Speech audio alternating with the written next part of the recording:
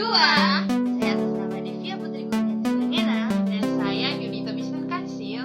Pada saat ini kami akan membahas materi mengenai hak asasi manusia Dalam keadaan darurat.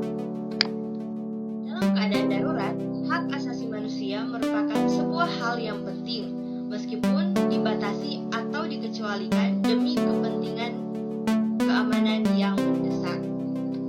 Jadi teman-teman, hak asasi manusia yang berpengaruh dalam situasi darurat meliputi 4 bagian. Yang pertama yaitu hak atas hidup. Kedua yaitu hak atas keadilan dan proses hukum yang adil. Ketiga, hak atas privasi. Dan yang keempat, hak atas kebebasan berpendapat. Poin pertama ada hak asasi manusia untuk hidup. Hak asasi manusia atas hidup merupakan hak fundamental dan menyatakan bahwa setiap individu memiliki hak untuk hidup dan tidak bisa dirampas oleh siapapun. Hak untuk hidup dalam ketentuan perundang-undangan Indonesia. Di Indonesia ada beberapa perumusan mengenai hak untuk hidup itu tertuang dalam beberapa peraturan perundang-undangan. Salah satunya dalam Undang-Undang Dasar 1945 melalui amandemen. Bisa teman-teman lihat ada beberapa perumusan mengenai hak untuk hidup. Poin kedua, hak atas keadilan dan proses hukum yang adil. Hak atas keadilan dan proses hukum yang adil adalah hak asasi manusia yang penting yang menjamin setiap individu hak untuk diperlakukan dengan adil di hadapan hukum tanpa diskriminasi, serta hak untuk mendapatkan perlindungan hukum yang layak dan proses hukum yang adil dan transparan. Teman-teman bisa teman-teman lihat di dalam slide juga dicantumkan pasal dalam Undang-Undang Dasar 1945 dalam bab 10A. Yang ketiga yaitu hak atas privasi.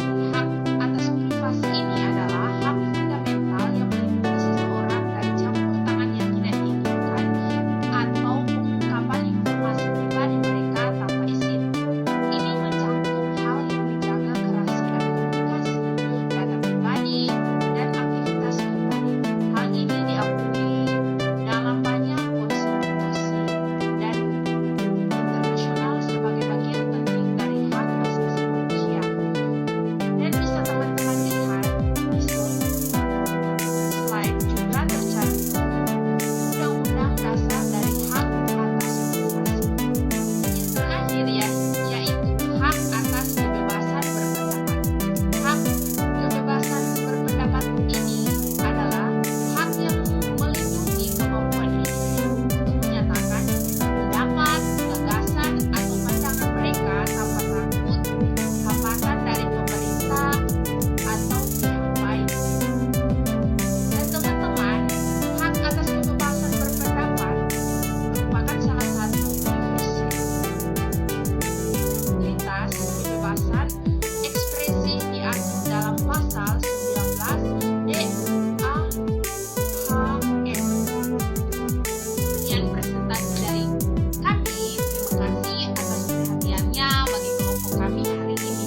Jika ada lebihnya itu dari kelompok kami, dan jika ada kekurangannya itu pasti dari teman-teman kami. Terima kasih sudah menonton. Jangan lupa Like, comment, and subscribe. Bye bye. sarangnya.